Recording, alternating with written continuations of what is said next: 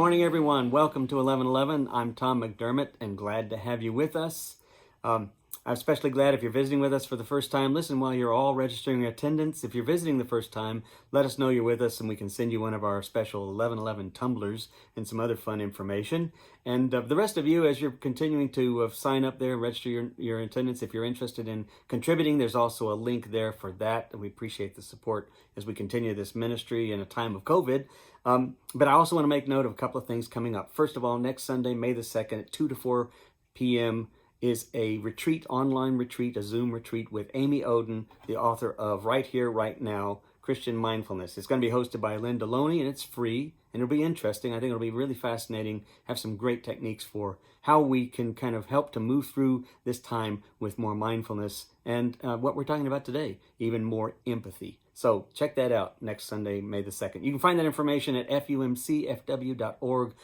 Just scroll down and look for the mindfulness retreat. You'll see it there. Another thing happening next Sunday. We're coming together for the first time in person next Sunday. It'll be sort of a partial in-person coming together. I think we're looking at about 60 to 70 people or so that we can have in there, safely sanctioned by the CDC, sort of safe guidelines, distance there.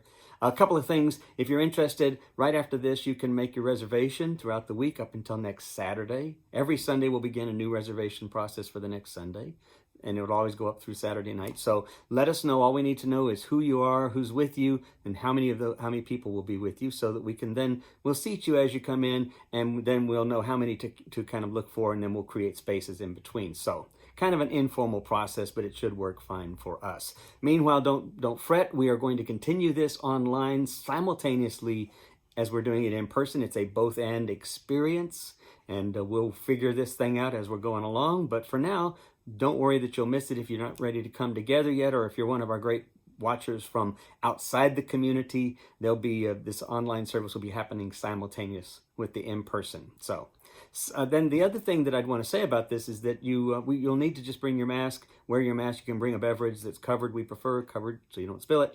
But we're not going to be offering any beverages or refreshments there for the future, for the immediate future. So bring your own beverage, and you can just pull your mask down and drink that as you like. We'll have a time of welcoming as well with one another. So I'm looking forward to seeing you all next Sunday.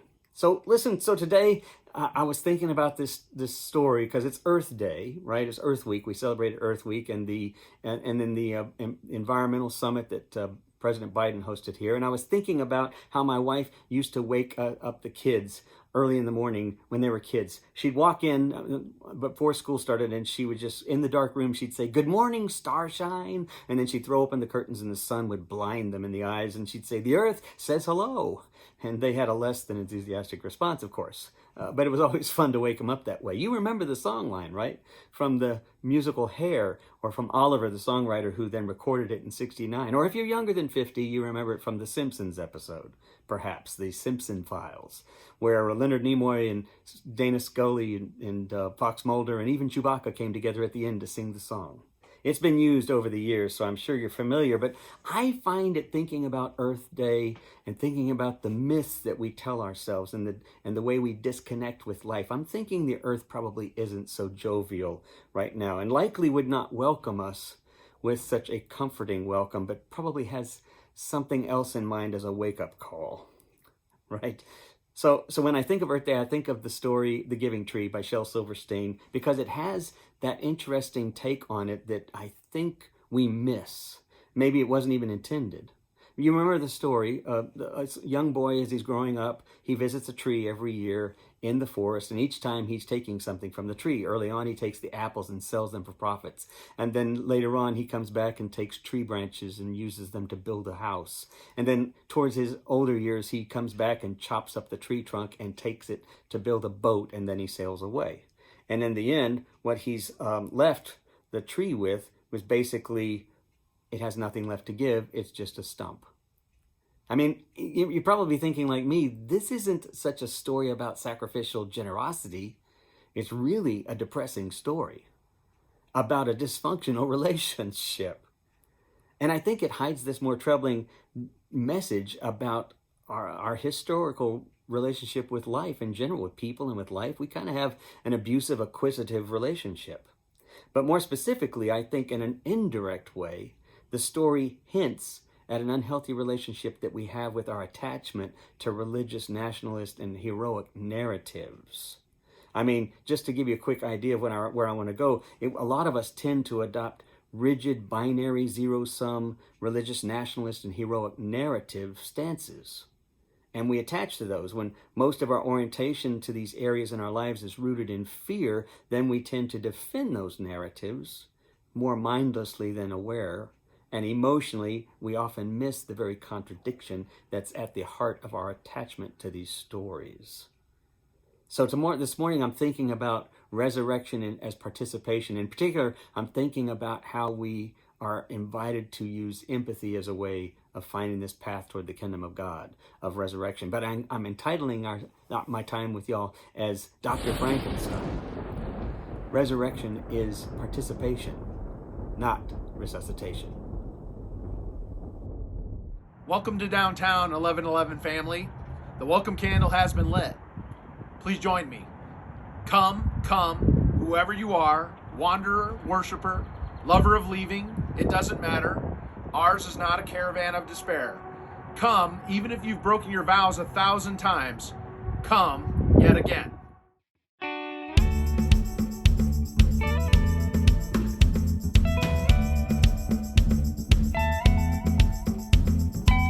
We get to be a ripple in the water. We get to be a rock that's thrown. We get to be a boy on the bridge, standing over the reservoir. See the water lap along the shoreline, the buried forest of a man-made lake. Cemeteries are laying underneath your heart like a dam when it breaks. We're floating, we're swimming, and at this moment we are forgetting what it costs, what it takes for one perfect world when we look the other way.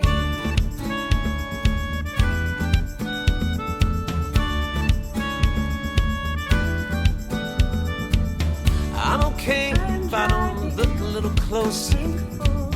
I'm okay if I don't see beyond the shore. I'm okay if I don't have to do the killing, know what the killing is for. We're talking, we're driving, and in this moment we are denying what it costs, what it takes for one perfect world when we look the other way.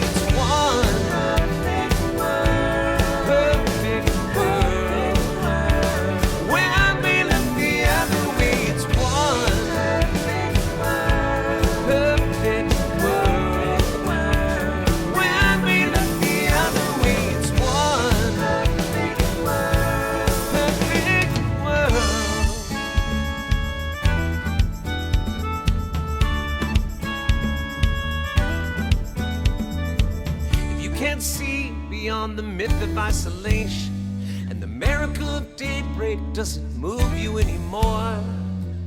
Connect the points and then see the constellations as the night comes down on the reservoir.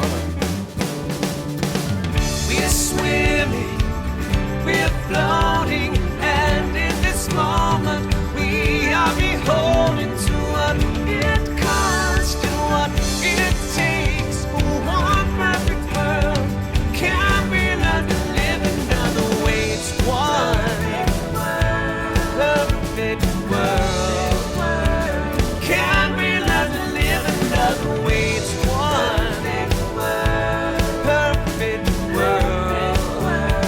Can we learn to live another way? It's one.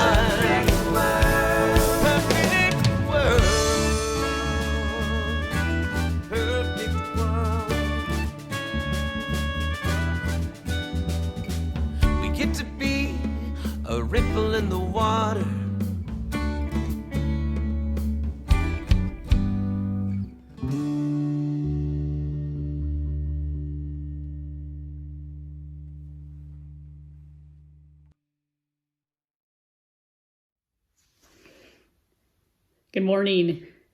Today we are going to be talking about how do we participate in resurrection. Resurrection is not just an event that happened one day so long ago that we celebrate on Easter Sunday and then forget about the rest of the year, but it is how we live into resurrection, how we participate fully in resurrection, and how that is lived out each and every day. I lead a study on Wednesday nights, and we've talked about so often lately, how are we present with one another? How do we keep our mouths shut but convey hope, convey love, convey mercy just in our presence? That is one way to participate in resurrection. How is it that you participate in resurrection? We hope that you'll think about that this week. We hope that you'll let us know how it is that you do that, or how you hope to do that. And we hope that now during our time of prayer, we can come together with one another, even though we're still apart, not for very much longer, but even though we're not together physically, how it is that we can participate together in this time. May we pray. O Holy One, we come as people who have been broken and mended and cracked and strengthened. We come as a body, and yet we come as individuals. And we come with hopes and dreams, with questions that are so much bigger than the answers that we can find. And yet we come seeking that we might be participants in this resurrection and in this new life, and hope and possibility and light, and not in darkness.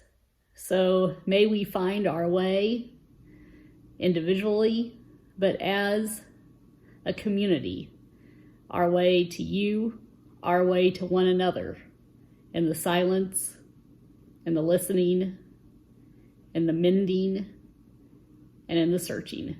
We pray these things in the name of the one in whom we live and move and have our being. Amen.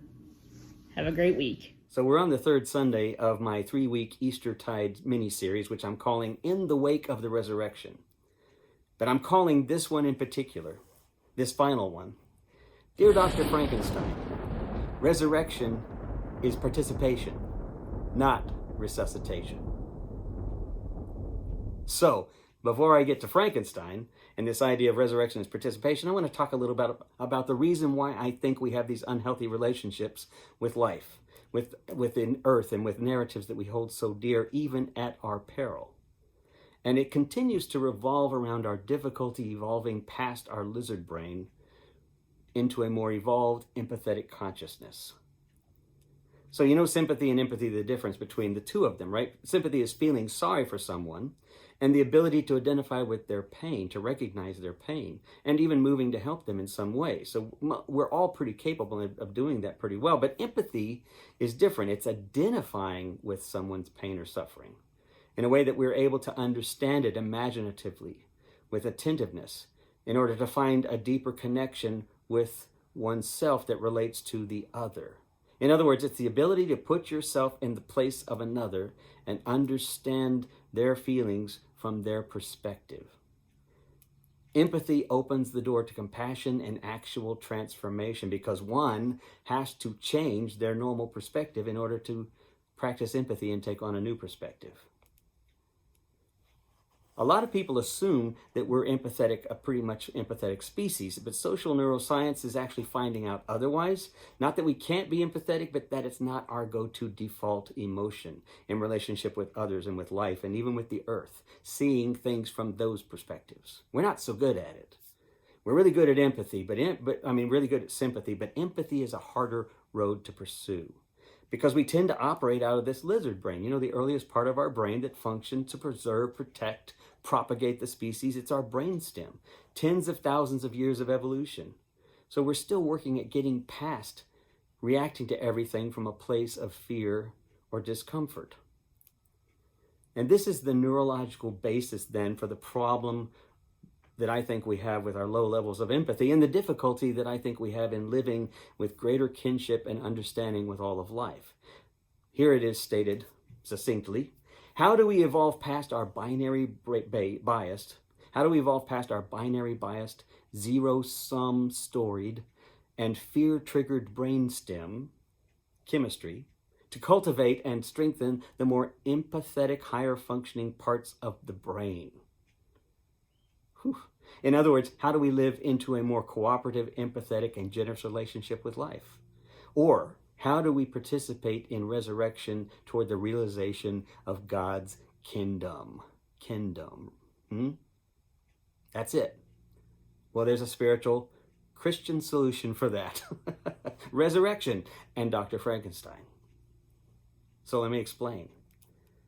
You remember Jesus, he told his listeners in the Sermon on the Mount, do unto others as you would have them do unto you. The great commandment, love your neighbor as you love yourself, and do unto others as you would have them do unto you. It seems simple enough. As long as we're nice to everyone, as long as we're kind, then they should be nice to us. Everyone should be happy. Except I don't think that's really what Jesus was saying. We may think it's all about being nice, but how nice can we really be if we're still operating out of a fairly self-centered brainstem oriented around self-preservation and projecting our own unreflective self-stories and fears onto everyone and everything else we encounter? Because we're social creatures, we always orient ourselves around tribal, social, national, religious narratives that perpetuate and preserve our comfort, our perspective. The challenge is, we hang out with people who think like us, for the most part. The challenge is that we can't get to real change without first getting out of our own way. We can't get to resurrection.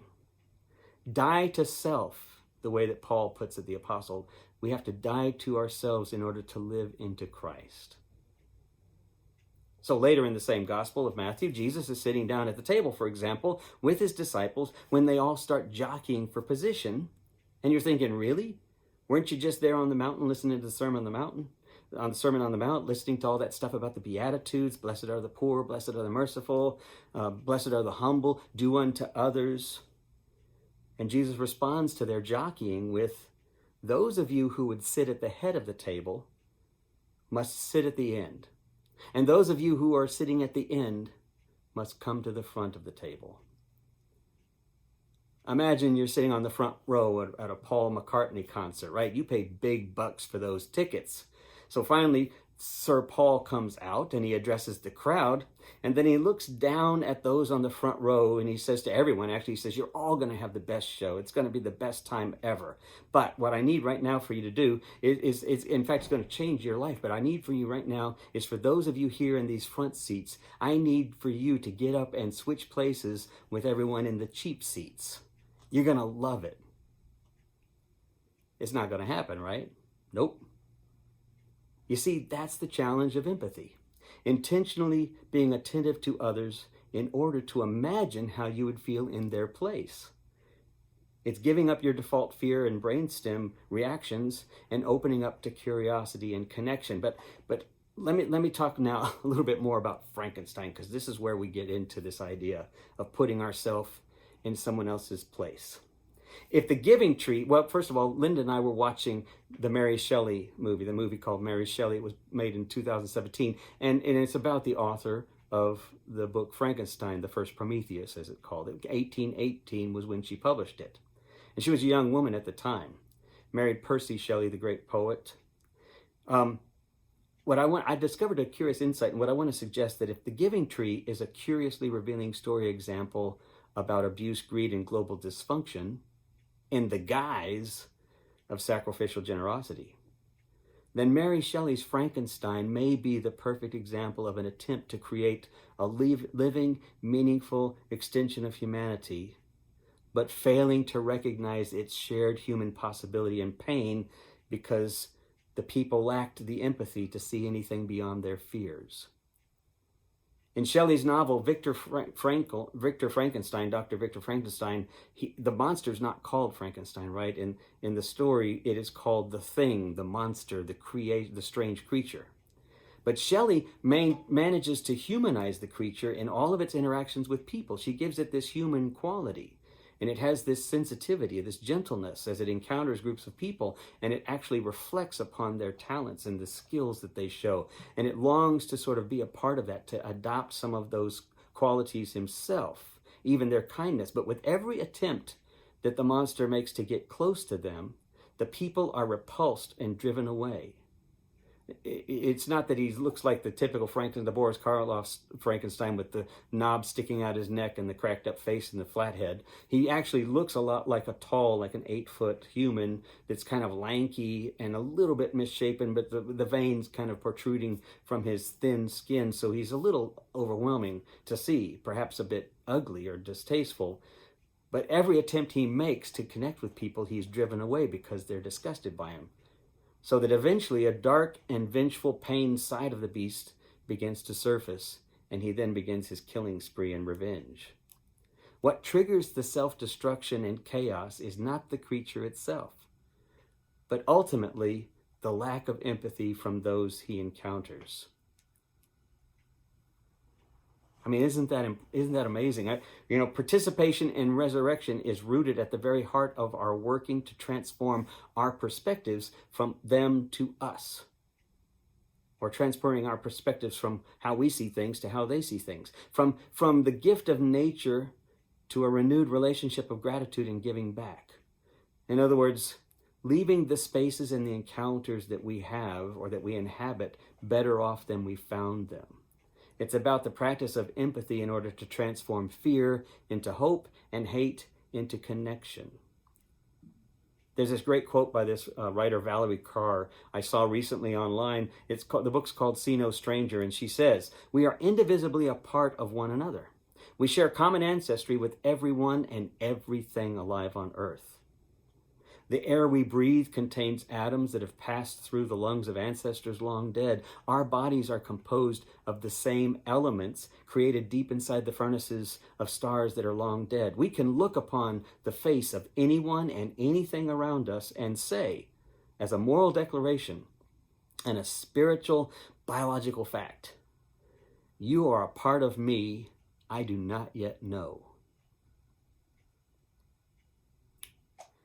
In the Gospel of Matthew, when Jesus finishes up his ministry of justice and compassion, he finished it up with this strange, familiar parable about the goats and the sheep. And so in the end, when the judge comes back and the king comes back to judge those, what they will do is the judge will say, whenever they fed the hungry, they were feeding Jesus. Whenever they clothed the naked, they were clothing Jesus. Whenever they did anything to help another, they were doing the same to help Jesus. And what Jesus doesn't say in the parable that probably is the most telling, though. He doesn't conclude his years of teaching by saying, when the last judgment comes, the distinguishing mark between the sheep and goats will be that the sheep have all the right answers, all the right theological opinions, or that the sheep are more generous in their inner circles with friends and family, or that the sheep attend church more often.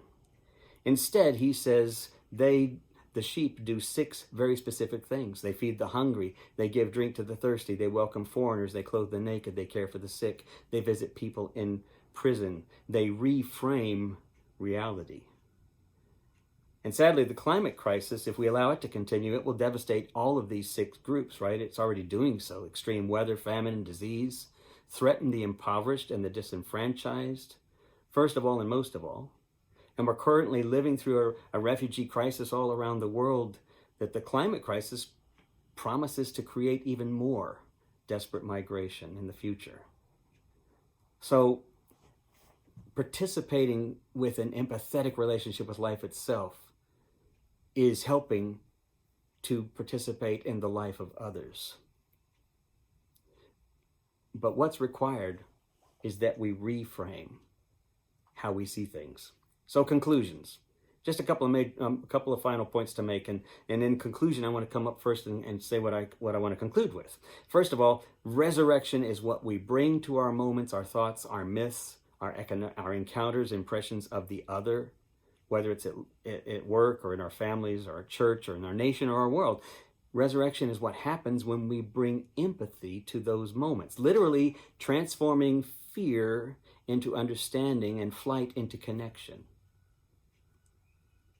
So first, don't look for the contradictions that are rooted in fear as a way to counter the deeper fear of finding connection with what scares us or those who we differ with.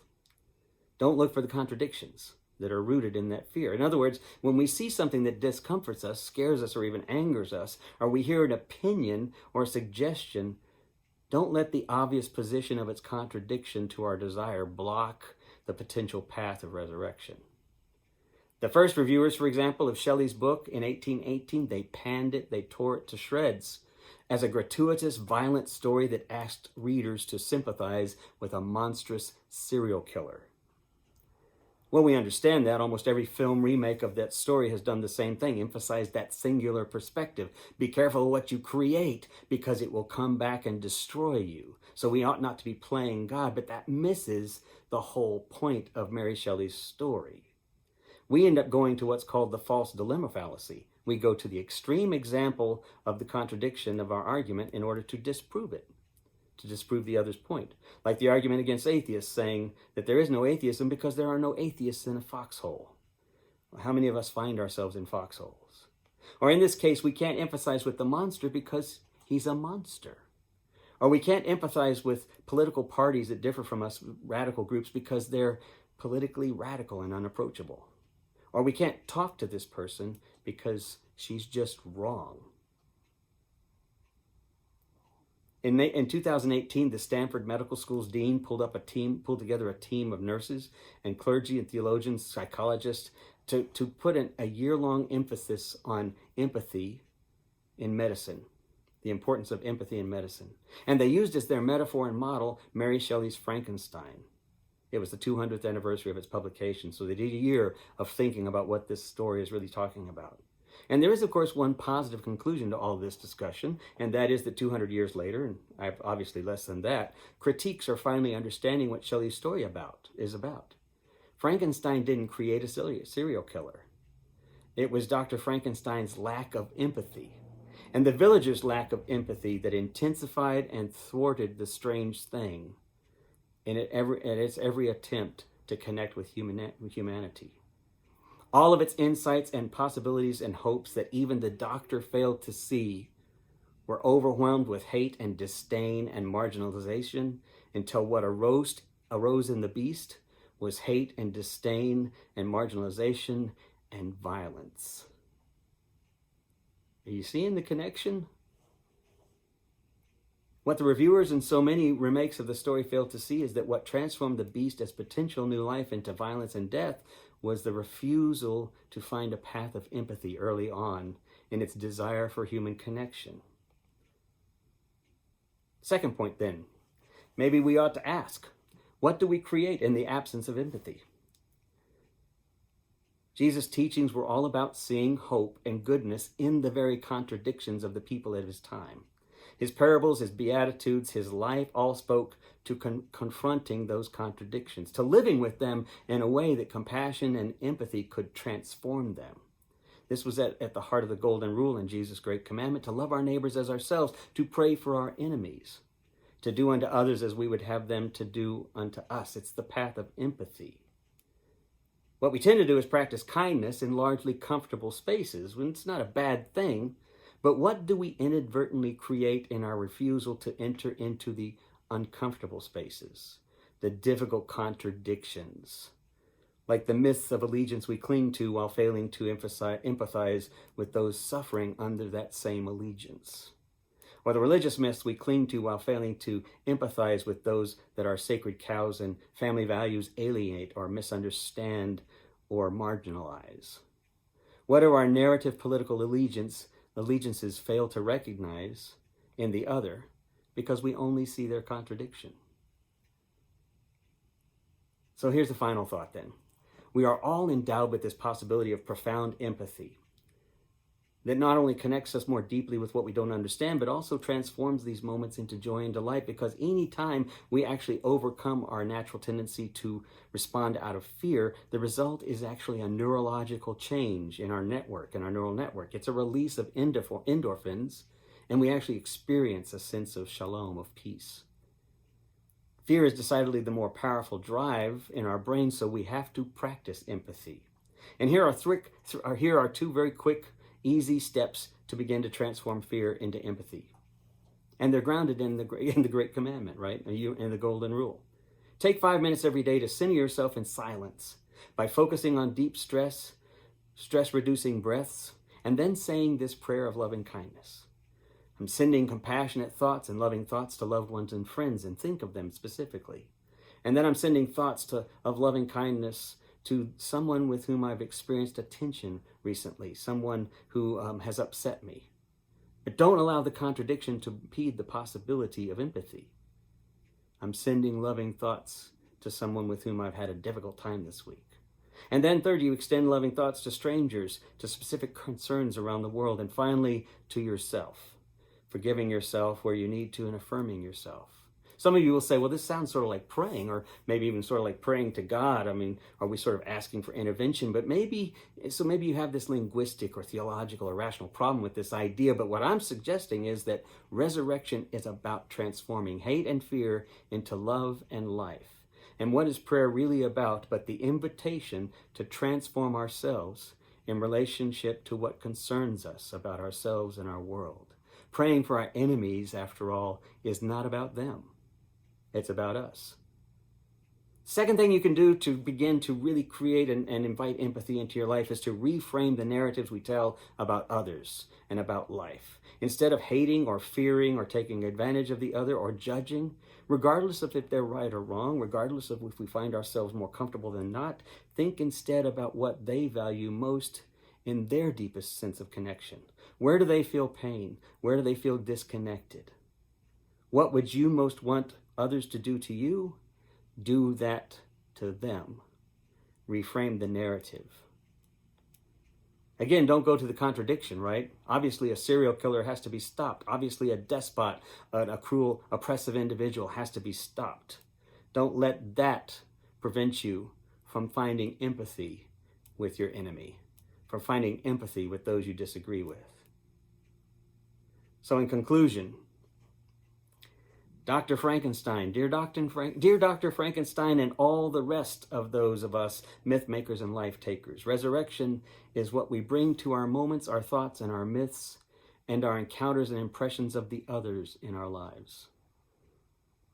Resurrection is what happens when we bring empathy to all our moments, literally transforming fear into understanding and flight into connection. Dr. Frankenstein, resurrection is about participation, not resuscitation.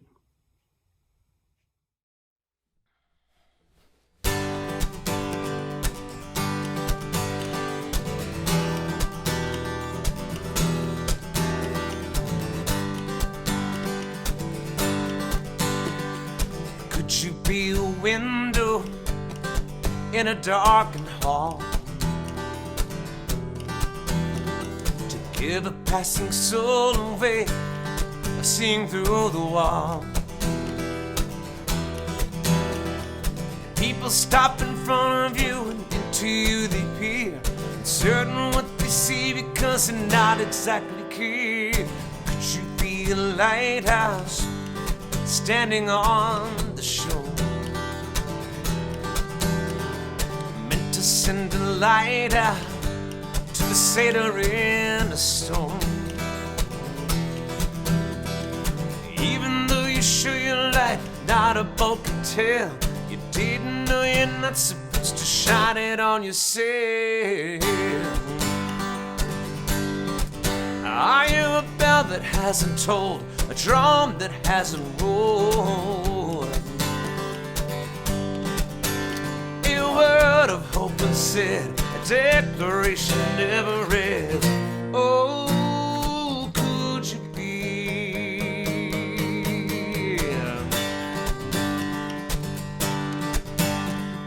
Could you be a siren made to raise your voice, but sinking in the silence, afraid of making noise? Even though the enemy's flying overhead, even though the fire is continuing to spread, Are you a spear afraid of flight, a constellation afraid of night? Oh. A principle unknown, a pilgrim holding on to home. Oh, could you be? Yeah.